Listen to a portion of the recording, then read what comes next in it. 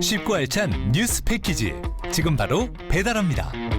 직송 뉴스. 7월 18일 목요일 직송 뉴스, 오늘은 한 달 만에 함께하는 조합과 인사를 드리겠습니다. 김진일 국민의힘 경남도당 전 청년대변인, 우서영 더불어민주당 밀양의령 함안창녕 지역위원장 함께하도록 하겠습니다. 안녕하십니까? 네, 반갑습니다. 네, 반갑습니다. 한 달 만에 뵈니까 더욱더 반가운데, 우선 김진일 전 대변인은 제가 이달 초에 휴가 갔을 때 쿠팡 체험기 방송하셨는데 반응이 좀 어떻던가요, 주변에? 사실 그때 촬영 들어가기 전에 쿠팡 측으로부터 법무팀이 지켜본다라고 하는 얘기를 제작진 통해서 듣다 보니 부담이 됐겠는데요? 사실 위축된 채로 이제 방송을 했었고 준비된 내용의 한 50% 절반 정도밖에 얘기하지 못했는데 그 내용들이 이제 각종 커뮤니티에 좀 알려졌나 봐요. 그래서 제가 미처 하지 못했던 이야기들도 이제 참여를 해보셨던 분들이 다 공론화에 좀 힘을 써주셔가지고 지금 그걸 계속 지켜보고는 있는데 앞으로도 이제 국민의힘에서 이제 노동 권익을 위해서도 이제 신경을 쓰는 그런 모습들을 앞으로 계속 보여드리겠습니다. 네, 지역 소승연구소에서 한 번 더 다뤄주셔야겠고요. 네. 우세영 위원장은 그때 영상 보셨습니까? 네, 저도 이제 방송도 봤지만 저 또한 이제 쿠팡 물류센터에서 예전에 이제 일을 해본 경험이 있었어가지고. 저는 대학과 동시에 이제 자립과 독립을 해서 이렇게 체험보다는 이제 돈을 벌러 갔는데, 그때 당시에도 일을 하고 새벽에 돌아오는 길에 노동 환경이라든지 노동 강도라든지 이런 거를 경험을 하면서 이게 일용직이 아니라 장기적으로 과연 이 일을 계속할 수 있을까 이런 생각도 많이 했었고, 물류센터뿐만이 아니라 얼마 전에 이제 택배 기사님도 개같이 뛰고 있어요라는 톡을 남기고 이제 숨지셨잖아요. 그래서 이런저런 부분에 대해서 노동을 해내기 위해 우리가 삶을 지탱하는 부분은 좀 개선이 돼야 되지 않나 하는 생각을 많이 했습니다. 네, 노동의 가치를 어느 정도인지 또 확인해 나가고 좀 현실이 어떤지 이런 얘기도 저희가 많이 나눠야 되는데, 요즘 뭐 정치 뉴스가 뭐 하도 시끌시끌해가지고요. 사실 하면서 스트레스 받는다, 뭐 듣는 것만 해도 지친다라는 분도 많으신데, 오늘 저희가 전당대 얘기를 해볼 겁니다. 그리고 전당대 얘기 나왔으니까 우서영 위원장이 또 타이틀이 하나 더 붙었다고 하더라고요. 네, 이번에 중앙당 선관위원으로 임명을 받아서 우리 이제 당원들의 축제라고도 할 수 있는 전당대회에서 당원들의 목소리와 뜻이 좀 잘 반영될 수 있고 공정하게 이루어질 수 있도록 또 역할을 좀 하고 있습니다. 네, 앞으로 또 많이 바빠지시겠군요. 자, 그럼 본격적으로 두 분과 전당대회 얘기를 나눠볼 텐데, 우선 국민의힘이 일정이 빠릅니다. 일주일도 채 남지 않았는데 거의 뭐 자폭, 분당 이런 단어들이 많이 등장을 하고 있어요. 사실 총선 참패 이후에 수습 과정 그런 식으로 의미 부여도 많이 하는데, 자폭 분당대 이렇게 불리고 있는 현실 좀 어떻게 평가하시겠어요? 저도 사실 6월 초에 제가 이번 전당대회에 대해서 의견을 좀 드릴 기회가 있어가지고, 이번에 가장 중요한 아젠다가 무엇이냐라고 했을 때 두 가지를 제가 꼽았거든요. 보수의 재집결과 그리고 당정 관계의 재정립이 중요하다. 그런데 지금 흘러가는 모습 보면 지금 당원들도 불안에 떨고 있어요. 지금 자폭 전당대회라고 뭐 신문 타이틀에 계속 나오고 있는데, 집결보다는 오히려 좀 분산되고 와야 되는 거 아닌가 이렇게 보이거든요.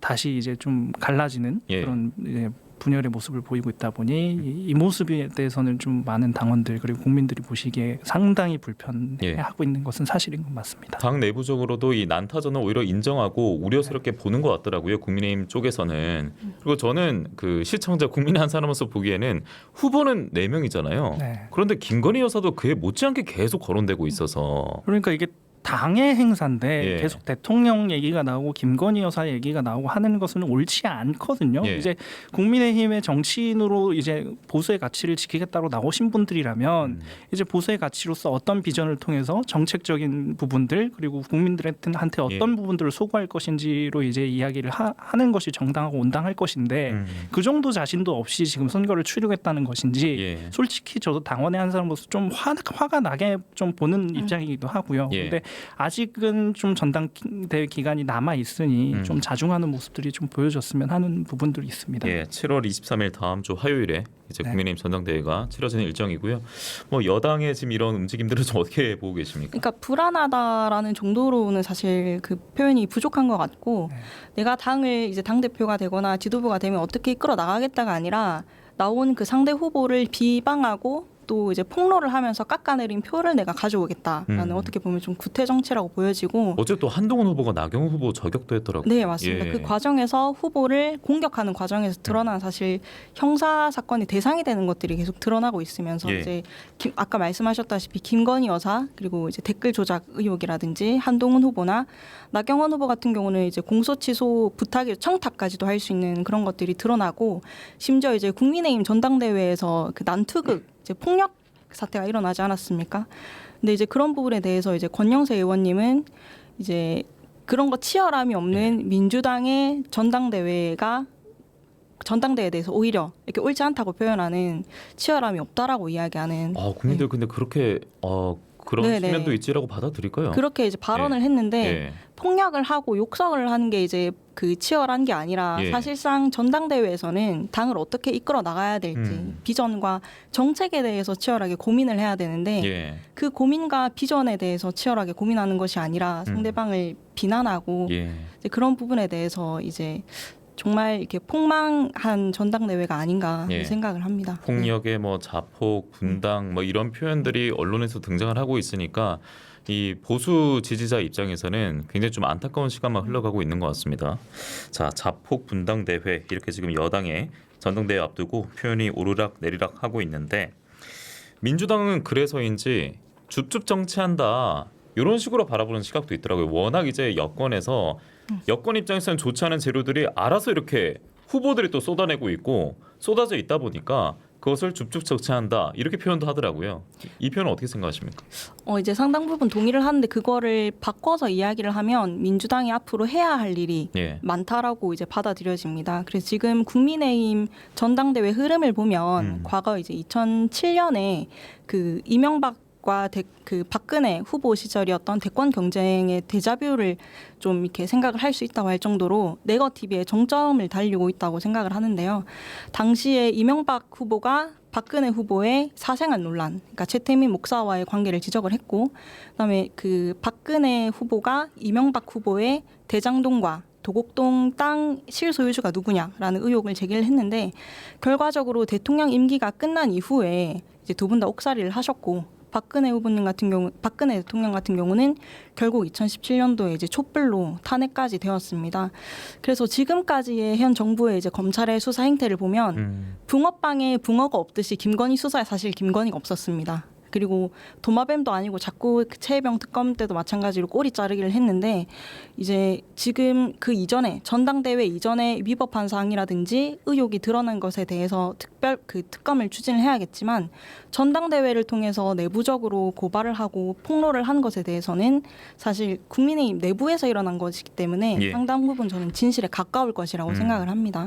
특히나 어제 말씀 저희도 이게 지금 상당히 불안하게 보인다라고 말씀드렸던 부분이 저희는 민주당이 과거에 이제 어떻게 미투 사건으로 지리밀레를 했는지를 봐왔잖아요. 근데 그게 지금 같은 선상으로 보여주는 게 중요한 정치인들이 대상이 됐단 말이에요. 지금도 국민의힘도 지금 당대표 후보자들이 그 대상이 됐었고 그렇게 그 민주당에서 봐왔던 그런 안 좋았던 그 역사를 국민의힘에서 반복할까 이런 두려움이 있는데 지금 사실 지금 그 폭로전이라고 하는 것도 그 언론이나 이제 그 야권에서는 이제 사법적인 부분까지 확대 해석해가지고 이제 지금 공세가 들어오고 있는 것으로 알고 있는데 사실 이게 지금 핵심 증거는 다 없는 상황이거든요.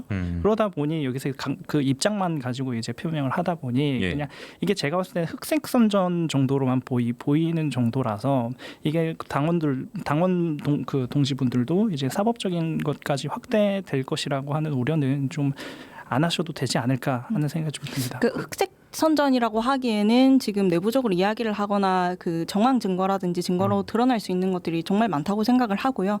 그래서 이제 민주당에서는 그 한동훈 김건희 특별법을 발의를 해서 특검을 추진을 해야 된다고 생각을 하고 마찬가지로 나경원 후보의 그 이제 취소를 해달라고 청탁을 한 부분에 있어서도 사실상 한동훈 후보가 이제 법무부 장관 시절에 자기는 그 법무부 장관으로서 그 중립을 지켰다라고 이야기를 했는데 법무부 장관 시절에 했던 것들을 보면 국회에 가서 사실상 이재명 대표를 구속을 해야 된다라고 정치적인 중립성을 지키지 않았던 부분들도 있었고 또한 지금 그때 2019년 사건인데 재판이 지금까지 지지부진되면서 사실 과연 한동훈 후보가 그 정치적인 이익을 위해서 본인이 압력을 행사하지 않았나?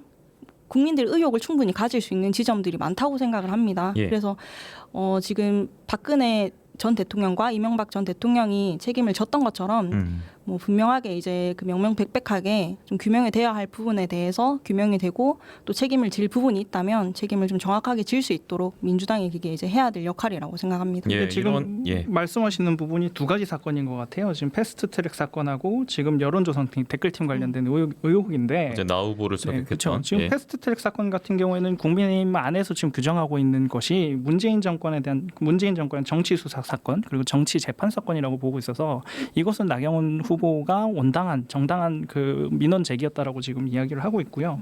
그리고 지금 한동훈 댓글팀 여론조성팀 같은 경우에는 지금 이게 뭐 여론을 인위적으로 조작했다라고 하는 드루킹 인간 드루킹이라고 이야기를 하는데 여론 조작이 문제가 되려 그러면 실제로 킹크랩이라고 했었던 기계 장치를 통한 인위적 여론 조작이거나 아니면 돈을 준다든지 지위를 이용해서 업무 외적으로 지시한 경우가 불법적인 사안에 해당이 될 것인데 지금 우서영 위원장님도 저희 정치인들은 다 단톡방 하나씩은 다 들고 있잖아요. 그런 식으로 이제 뭔가 유포를 하고 배포를 했을 때 그 자발적으로 이제 그 지지하고 응원하는 것을 가지고 이제 뭔가 위법적인 여론 조작이다라고 하는 것은 좀 그 사법적으로 확대하려고 하는 정치적 의도가 보인다. 이렇게 좀 정리를 하고 싶습니다. 근데 이제 당내 후보나 전 그 장해찬 최고위나 이런 분들이 지금 지적을 하니까 지금 야권에서 이런 내용을 지적한 게 아니지 않습니까? 네, 그렇죠. 이게 내부적으로 일어난 폭로이기 때문에 사실 진실이 무엇인지는 뭐 정확하게 조사를 받아보면 알 부분이고 그리고 나경원 후보 같은 경우는 공소 취소 부탁, 그러니까 청탁을 한 것을 명백하게 이제 국가적인 시스템을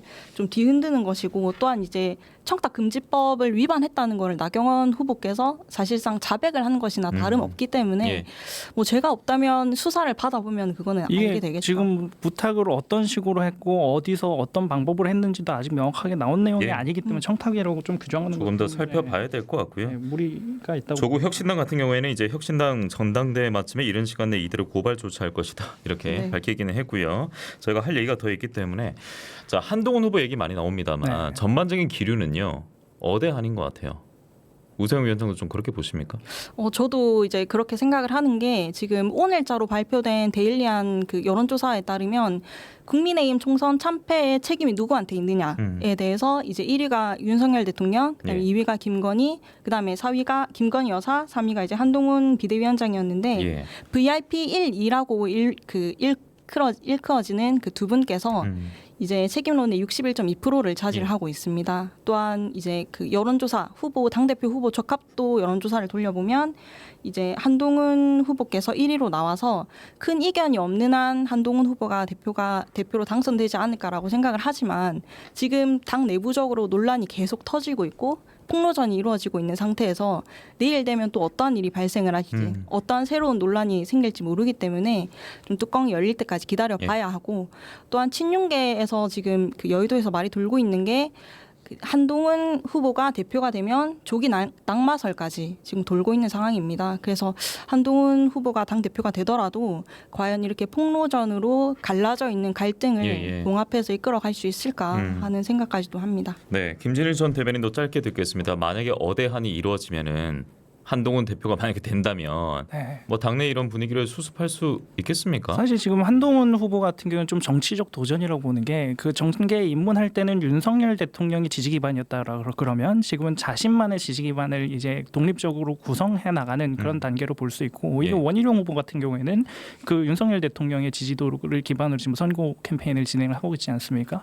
이런 것들을 보았을 때 어느 쪽의 표심이 더 많이 움직일지는 좀 지켜봐야 한다라고 좀 생각이 드는 부분이 원래 원내 그 현역 의원 같은 경우는 좀 중립 의사를 좀 표명을 해왔었는데 지금 패스트트랙 사건을 좀 현역 의원들이 많이 기소가 되어 있잖아요. 그 부분들에 대해서는 좀 아픈 부분들을 건드렸기 때문에 한동훈 그 후보도 재빠르게 사과를 하는 모습이었지만 이 부분이 원내 의원들이 이야기를 했을 때 해당 지역의 이제 당원들이나 당직자들이 어떻게 받아들일지 정치적 제스처로 받아들일지는 네. 좀 지켜봐야 될 것 같습니다. 자, 여기서 국민의힘 이야기는 끝내겠습니다. 지금 2분 조금 남았는데 민주당 얘기도 해야 되거든요. 자, 민주당 당권 레이스 이야기 넘어갑니다. 전국 당원대회가 민주당은 8월 18일이니까 오늘 7월 18일. 네, 맞습니다. 예, 한 달 앞이네요.